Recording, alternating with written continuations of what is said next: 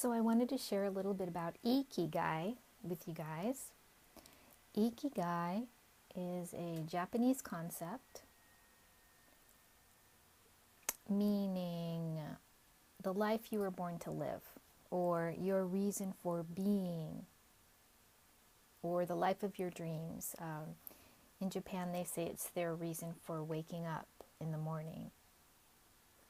If you break down the word iki means life, and gai means, loosely translated, means the realization of what you expect or hope for. The realization of what you hope or expect in life. So that's essentially the definition of Ikigai. Everyone has an Ikigai,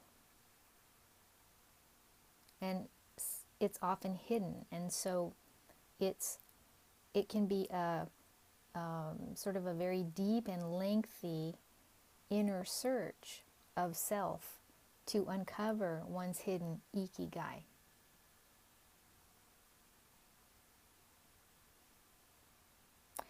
So it might also be called, maybe it could be called, also be called self-realization, or certainly the path to self-realization when one is trying to uncover their hidden Ikigai.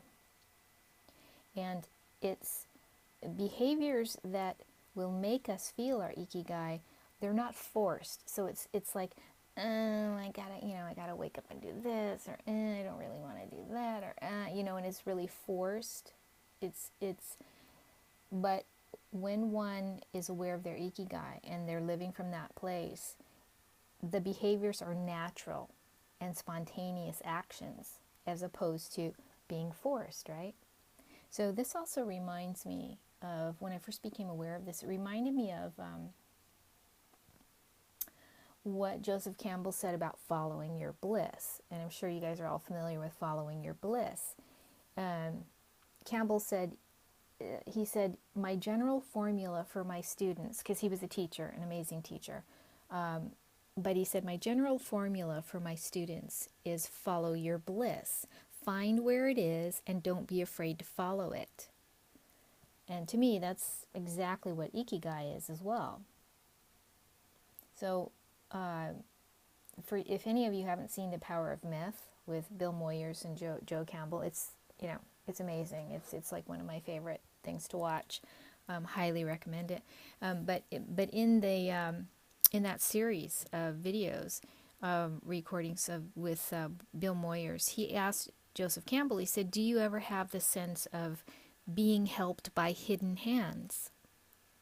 And Campbell replies, all the time. It's miraculous. I even have a superstition that has grown on me as a result of individual hands coming all the time. Namely, that if you do follow your bliss, you put yourself on a kind of track that has been there all the while, waiting for you. And the life that you ought to be living is the one you are living. When you can see that, you begin to meet people who are in your field of bliss, and they open doors to you. I say, follow your bliss and don't be afraid, and doors will open where you didn't know they were going to be.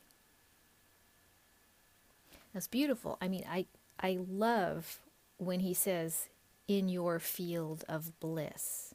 Your field of bliss. And that's how I imagine it is when you're in your Ikigai, when you're living from your Ikigai, you're in your field of bliss. It's the same thing in my mind. So I need a little pointer, so I have a crystal here on my computer, so I'm going to just use this for my little pointer. So Ikigai is based on 4 questions that one asks themselves to try to uncover it. And actually, it could be, like I said, a very lengthy, inwardly deep process to uncover it. It could go on for years. It could go on for decades, perhaps. So it's based on 4 questions. And the 4 questions are, what do I love? In the outer circle here. That which the world needs, or what does the world need, would be the question that you ask yourself, that you ponder, that you meditate on. What will people pay me for? And what am I good at? Those are the four main questions. And you can sort of map that out for you. I mean, if you go online, you might find there's some sites about, directions on how to find your ikigai, like mapping it out literally and stuff like that. So you can check that out if you want. So those are the four main questions, and then that takes you to the inner circle, which is your passion, your profession, your vocation, and your mission in life. And ta-da! Right there. And that brings you to the magical Ikigai, the powerful Ikigai. It's a beautiful concept. I really like it a lot.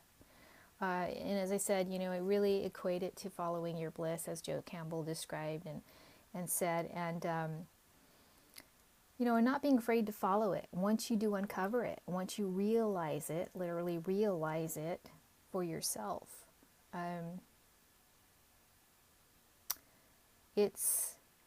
Ikigai is like a healthy passion. It's like a healthy passion for something that makes you feel life is worth living, or life is worth living to the fullest every day, every waking moment. And it also, a thought came to me also that this sort of also equates to right livelihood, which is one of the Eightfold Path in the Buddhist teaching. Right livelihood is basically ethical livelihood. And so in my mind, that also fits in. And I'm sure there's a lot of other cultures on the planet who have similar concepts as this as well.